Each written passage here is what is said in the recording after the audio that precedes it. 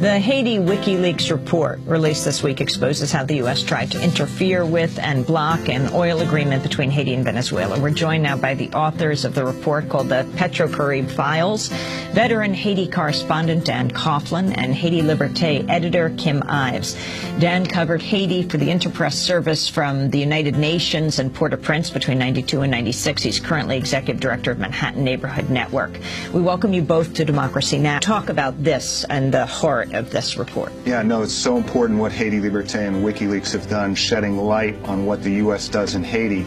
People don't understand about the dominant role that the U.S. plays there. It's the fourth largest U.S. embassy anywhere in the world. The UN mission in Haiti today is the third largest UN mission anywhere in the world.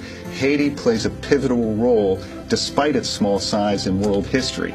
And what these oil documents show, and especially from a U.S. perspective, when we in the United States, in our workplaces, in our homes, in our community groups, we're raising money for Haiti. We send money for earthquake victims. We send money for hurricane relief.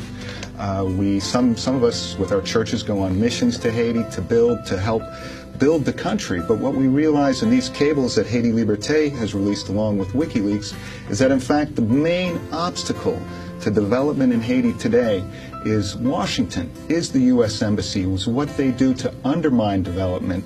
And in this particular case with the oil deal with Venezuela, it was Chevron and ExxonMobil working with the U.S. Embassy to prevent an oil deal that had dramatic benefits for the Haitian people.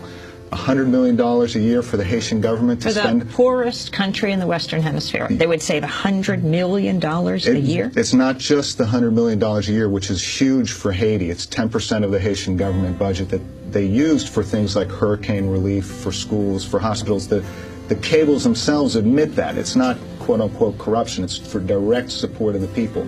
But and this is because Chavez was offering the oil at 40% off the world market price? That's right. The deal is you get you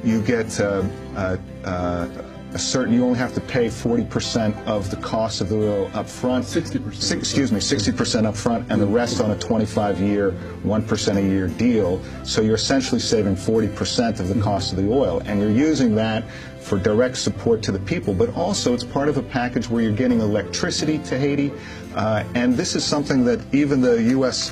Embassy recognized. In one cable they wrote that this Petro-Carib deal is very good for the country, wrote the charge d'affaires for the U.S. Embassy in one of the cables.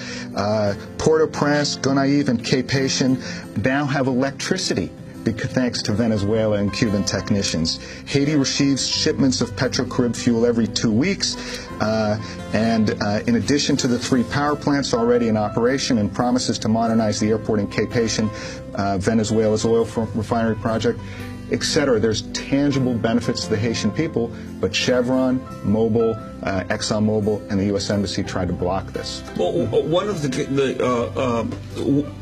the cables talked about that the Cubans wanted to replace 2 million light bulbs throughout Port-au-Prince at a cost of $4 million, but that would save Haiti I think $70 million annually in electricity costs, and yet the U.S. Embassy was opposed to it. Yes, they're completely opposed to it, and it appears simply on geopolitical grounds. And they tell the Haitians this. What's interesting, the ambassador, Janet Sanderson, who's now Deputy Assistant Secretary of State, is going to... She was Bush's ambassador. She was Bush's ambassador. Now she's Deputy Assistant Secretary of State. She's going to Preval and the Haitians and telling them, you all don't understand how important our opposition to Venezuela is. Don't do this deal. Yeah, what's remarkable, again, is that we have Venezuela and Cuba helping Haiti out. The Haitians say this is nothing ideological. We just want electricity and development for our country. And sure enough, what happens in a matter of years, Port-au-Prince, the main cities, most of the country, electricity production skyrockets. People now can read their books at night. Hospitals have power. Schools, factories, homes have electrical power that they didn't used to have under 50 years of U.S. development aid. All of a sudden, in 2 or 3 years, Venezuela and Cuban technicians come in, patch a few power stations together, 3 of them, bring in the oil supply, a steady oil supply that benefits Haiti, and sure enough, there's electrical power. So, one thing I noticed that the cables that you've reported on so far show they don't paint a very good portrait of Proval.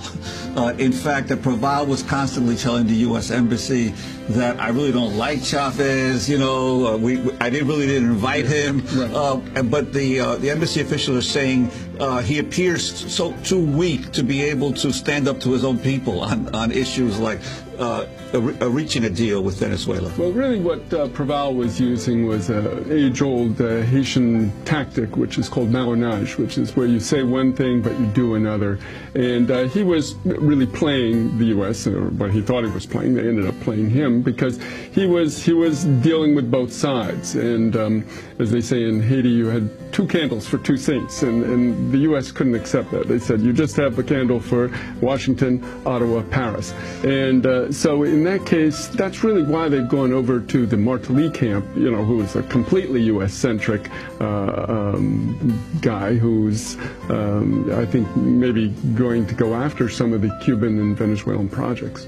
So this is, in essence, a secret history of what's happened in Haiti now, because obviously the U.S. Embassy in Haiti has played such a huge role, sometimes a bigger role than the actual government, so most of the time. Right, exactly. It's really amazing to see an ambassador pushing around a president and all his officials, telling them what to do, that they don't understand this, they don't understand that, trying to tell them what Haiti's interests are. It's the epitome of arrogance.